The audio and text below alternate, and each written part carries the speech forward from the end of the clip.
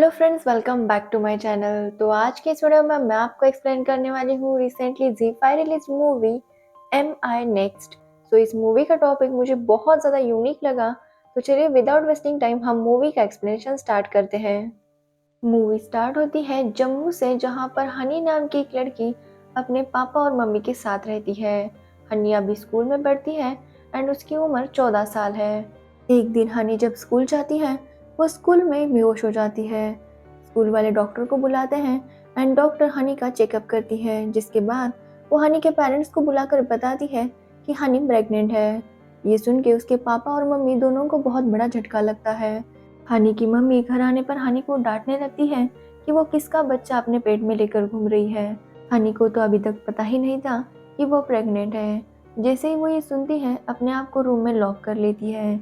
लेकिन हनी के पापा उसे समझाते हैं और उससे पूछते हैं कि जो कुछ भी उसके साथ हुआ है, क्या वो उसकी मर्जी से हुआ है या किसी ने उसके साथ ज़बरदस्ती की है। जिस पर हनी रोने लगती है और उन्हें पता चल जाता है कि हनी के साथ किसी ने ज़बरदस्ती की है। वो लोग सोच लेते हैं कि वो जल्द से जल्द पहले हनी का अबॉर्शन कराएंगे। लेकिन जब वो हॉस्पिटल जाते हैं तो डॉक्टर उसके लिए मना कर देती है, क्योंकि हनी अंडर एज थी और उसका अबॉर्शन इलीगल था। उसके लिए उसे परमिशन की ज़रूरत थी। तो वही हनी की मम्मी कुछ घरेलू नुस्खे ट्राई कर रही थी जिससे हनी का अबॉर्शन हो जाए, लेकिन ऐसा कुछ नहीं होता। डॉक्टर हनी के पापा को सजेस्ट करती हैं कि उन्हें अपना केस फाइल कर देना चाहिए, तभी हनी को परमिशन मिलेगी, जिसके बाद वो अबॉर्शन कर सकती है। डॉक्टर उन्हें नैना नाम की एक लॉयर का कॉन्टैक्ट नंबर देती है, जो ऐसे केसेस में फ्री में काम करती है।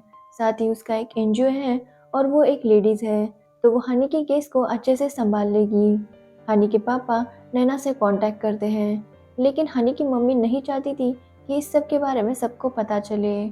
उसका कहना था कि वो किसी तरह हनी का इलीगल तरीके से अबॉर्शन कर देंगे, और अगर अबॉर्शन नहीं भी हुआ तो उसके बच्चे को वो दोनों मिलकर पालेंगे। लेकिन हनी के पापा नहीं मानते। उनका कहना था कि उनकी बच्ची सिर्फ 14 साल की है और इतनी जल्दी वो प्रेगनेंसी ये सब कुछ नहीं हैंडल कर पाएगी। तो वही उनकी मुलाकात नैना से होती है। नैना उन्हें भरोसा दिलाती है कि वो जल्द से जल्द हनी को अबॉर्शन की परमिशन दिला के रहेगी। सबसे पहले वो पुलिस स्टेशन में एक रेप केस फाइल करते हैं, जहां पर हनी से पूछा जाता है कि उसके साथ किसने गलत काम किया था। तो हनी उन्हें अपना फ्लैशबैक बताने लगती है। एक्चुअली हनी अलजेब्रा में थोड़ी सी वीक थी, इसलिए उसका फ्रेंड उसे सजेस्ट करता है कि वो अमन सर के पास ट्यूशन लेने आए। अमन उनके पड़ोस में ही रेंट पर रहने वाला एक लड़का था, जो ट्यूशन भी लेता था और काफ़ी अच्छा पढ़ाता था। तो हनी भी इस बात के लिए एग्री करती है। अगले दिन वो घर वालों की परमिशन लेकर अमन से ट्यूशन लेने के लिए जाती है। अमन उसे कहता है कि वो बहुत ज़्यादा वीक है। ट्यूशन खत्म होने के बाद वो सभी बच्चों को घर भेज देता है और हनी को वही रोकता है। वो हनी से कहता है कि वो मैथ्स में इसलिए कमज़ोर है क्योंकि वो कुछ अच्छा वर्कआउट नहीं कर रही। वो हनी से कहता है कि अगर वो वर्कआउट करेगी तो उसका माइंड फ्रेश हो जाएगा, जिसके बाद उसके सारे प्रॉब्लम सॉल्व हो जाएंगे। हनी भी ये बात सुनकर काफ़ी खुश होती है। वो अमन से कहती है कि वो उसे कैसा वर्कआउट करना है वो बताए। तो अमन उसे कहता है कि वो अगले दिन 3 बजे आए, तब कोई भी नहीं होगा और तब वो दोनों अच्छे से वर्कआउट करेंगे। अगले दिन हनी जब 3 बजे ट्यूशन के लिए आती है, अमन उसे एक सीडी देता है और कहता है कि उसके घर के नीचे जो अंकल रहते हैं उन्हें ये जाकर दे दे और उनसे कहे कि अभी ये सारे गाने सुने और वॉल्यूम थोड़ा ज़्यादा रखे, ताकि उन्हें गाने सुनने में मज़ा आएगा। हनी भी वैसा ही करती है, नीचे उस अंकल को जाकर सीडी दे देती है। जैसे हनी ऊपर आती है, अमन उसे अपने रूम में लेकर जाता है एंड उसके साथ रेप करता है। हनी ने इस बारे में घर में से किसी को भी नहीं बताया। वो थोड़ी सी गुमसुम रहने लगी थी। जब पुलिस स्टेशन में हनी ये सब कुछ बताती है, उसके मम्मी पापा शॉक हो जाते हैं कि जिनके ऊपर उसने इतना ट्रस्ट किया था, वही अमन ने उनकी बेटी के साथ इतना गलत काम किया। नैना हनी के केस को कोर्ट में फाइल करती है, तो वही पुलिस अमन को ढूंढ रही थी। लेकिन अमन को जैसे ही इसके बारे में पता चला था, वो शहर छोड़कर भाग चुका था और पुलिस उसे पकड़ने की बहुत कोशिश कर रही थी। लेकिन हर बार अमन को किसी तरह से पता चल जाता और वो वहाँ से फरार हो जाता।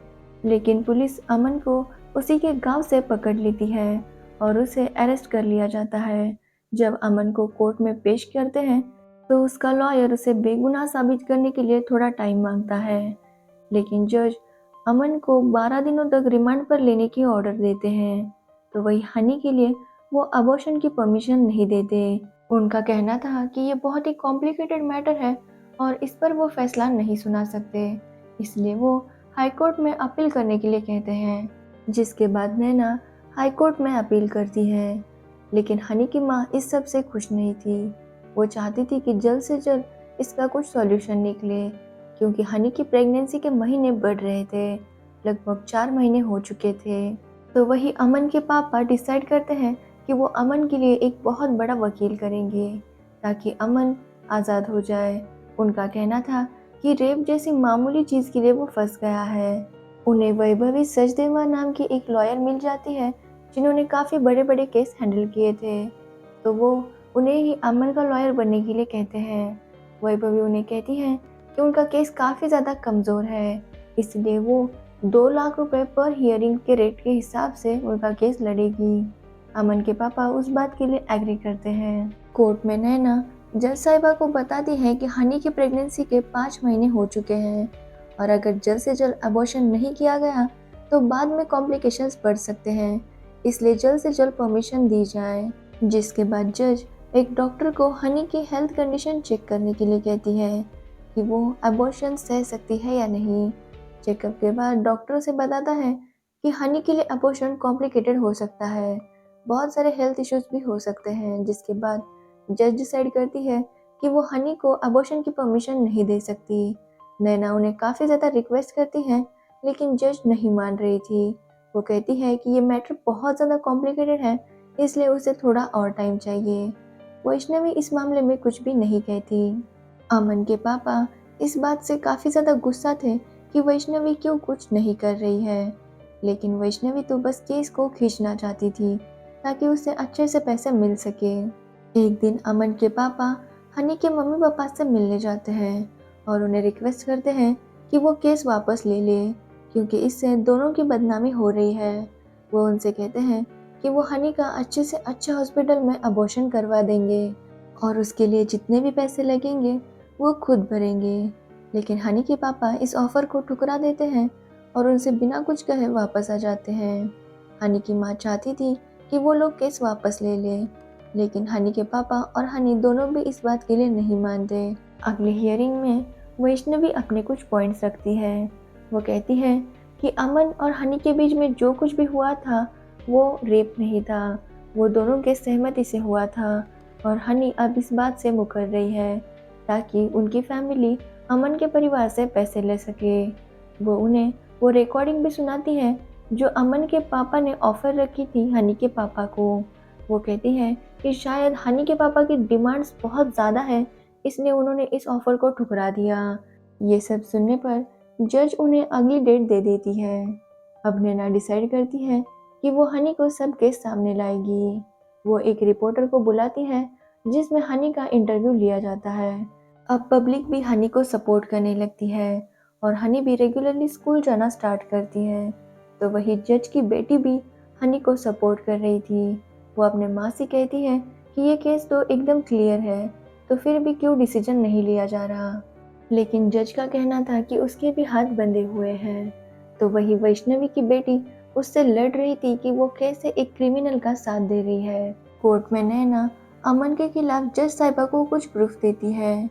अमन जब कॉलेज में था उसने कई लड़कियों को तंग किया था। उन सारी लड़कियों ने उसके खिलाफ कंप्लेन की थी। वो सारे कंप्लेन लेटर्स नैना जज साहिबा को सबमिट करती है। वो अमन के गांव से एक लड़की को ले आती है जिसके साथ अमन ने कुछ साल पहले रेप किया था। तब वो प्रेग्नेंट भी हुई थी और उसका अबॉर्शन करवा दिया गया था इलीगल तरीके से। अब क्लियर हो गया था कि अमन कैसा है। अमन सबके सामने बहुत ही शरीफ बनता, लेकिन रियल में कुछ वो ऐसा था। जिसके बाद नैना हनी को बुलाती है। हनी जज साहिबा से कहती है कि उसके पापा हमेशा कहते हैं कि उसके फ्यूचर में आने वाली सारी चीज़ों की रिस्पॉन्सिबिलिटी उसे खुद लेनी होगी, लेकिन उसे ये समझ नहीं आ रहा है कि वो अबॉर्शन के लिए उनसे परमिशन क्यों मांग रही है, जबकि ये उसका अपना डिसीजन होना चाहिए। जज भी ये बात सुनकर काफ़ी ज़्यादा इमोशनल हो जाती है। जिसके बाद वो अमन को 10 साल की सज़ा सुनाती है और दिल्ली के टॉप 3 डॉक्टर्स को बुलाने के लिए कहती हैं जो हनी के हेल्थ चेकअप करेंगे, और अगर वो अबॉर्शन के लिए सूटेबल होगी तो उसका अबॉर्शन जल्द से जल्द किया जाएगा। जिसके बाद टॉप 3 डॉक्टर्स हनी का चेकअप करते हैं और उसका अबॉर्शन करने के लिए वो रेडी थे, और लास्ट में हनी का अबॉर्शन हो जाता है और यहीं पर मूवी एंड हो जाती है। तो ये थी एम आई नेक्स्ट मूवी की स्टोरी। ये मूवी ZEE5 पर अवेलेबल है, तो आप चाहे तो उसे देख सकते हैं। तो अगर आपको इस मूवी का एक्सप्लेनेशन अच्छा लगा हो तो वीडियो को लाइक कमेंट शेयर ज़रूर करना और मेरे चैनल को सब्सक्राइब करना बिल्कुल मत भूलना। मैं ऐसे वीडियोस आपके लिए लाती रहूँगी। Thanks for watching the video.